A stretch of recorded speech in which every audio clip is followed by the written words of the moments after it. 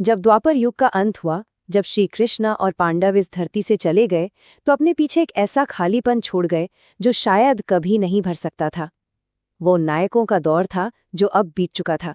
लेकिन सोचने वाली बात यह है कि क्या एक छोटी सी मामूली सी भूल एक पूरे साम्राज्य की तबाही का कारण बन सकती है? आज हम महाभारत की इसी अनकही अगली कड़ी में इस बहुत गहरे सवाल का जवाब ढूंढेंगे। तो चलिए इस कहानी को सही से समझने के लिए जरा इस टाइमलाइन पर नजर डालते हैं।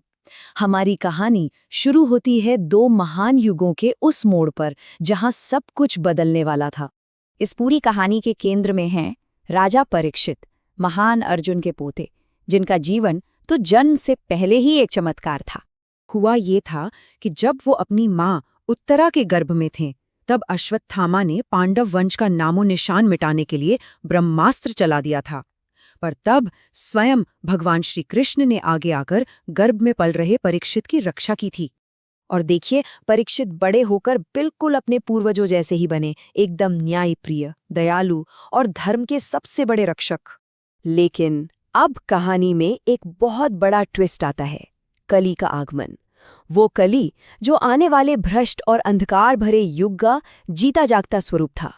राजा परीक्षित को ये महसूस होने लगता है कि उनके राज्य में अधर्म फैल रहा है, और जल्द ही उन्हें पता चलता है कि इसका स्रोत कली नाम का एक प्राणी है, जो कहता है कि अब दुनिया पर राज करने का समय उसका है।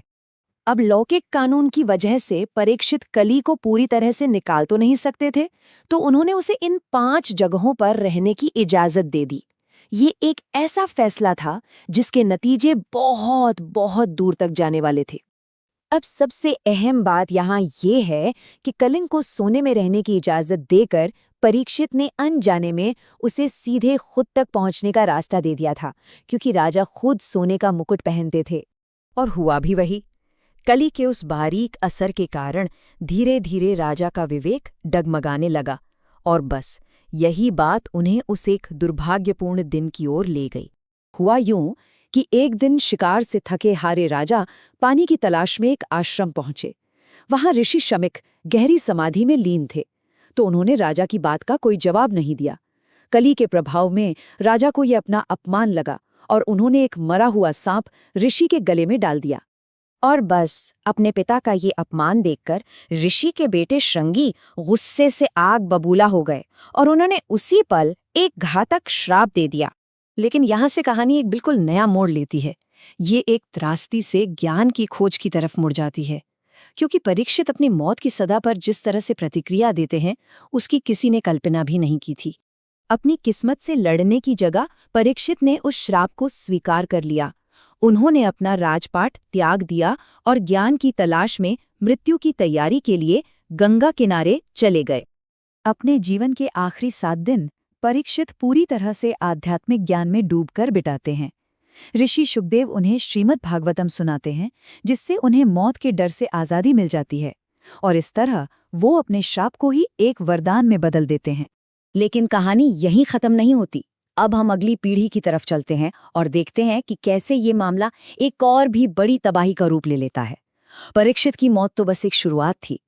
परीक्षित के बेटे जन्मेजय अपने पिता की मौत के दुख और गुस्से में इस कदर जल रहे थे कि उन्होंने सारे सर्पवंश से बदला लेने की एक भयानक कसम खा ली। और बस एक बेटे का वो दुख अब बदले की आग बन चुका था। इसके बाद शुरू हुआ सर्प सत्र, एक ऐसा विशाल यज्ञ जिसका सिर्फ एक ही मकसद था, पूरी सर्प जाति का नरसंहार। इस यज्ञ का प्रभाव इतना भयानक था, इसकी शक्ति इतनी जबरदस्त थी कि दुनिया भर के सांप खींच खींच कर उस यज्ञ की आग में गिरने लगे। हजारों, लाखों। यज्ञ जब अपने चरम पर पहुंचा, तो जन्मेजय ने अपने पुरोहितों को आदेश दिया कि वो तक्षक को भी खींच कर ले आएं, जो उस वक्त अपनी जान बचाने के लिए देवराज इंद्र की शरण में छिपा हुआ था।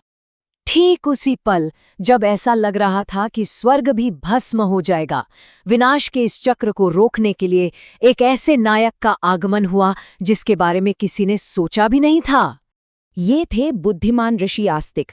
उन्होंने बदले की आग में जल रहे राजा जन्मेजय को समझाया कि उनके पिता राजा परीक्षित ने अपनी नियति को स्वीकार कर लिया था, और ये सामूहिक बदला ये धर्म के खिलाफ है। तो अब जन्मेजय के सामने एक चुनाव था, एक ऐसा चुनाव जो इस पूरी कहानी का सबसे बड़ा सबक है। या तो वो बदले के इस विनाशकारी चक्र को चलने दें, या फिर माफ करके संतुलन को फिर से स्थापित करें। जन्मेजय ने क्षमा का रास्ता चुना और उस महाविनाशक यज्ञ को रोक दिया। लेकिन ये कहानी हमारे लिए एक बहुत बड़ा सवाल छोड़ जाती है। क्या बदले का चक्र कभी सच में खत्म होता है, या वो बस अगली चिंगारी का इंतजार करता रहता है?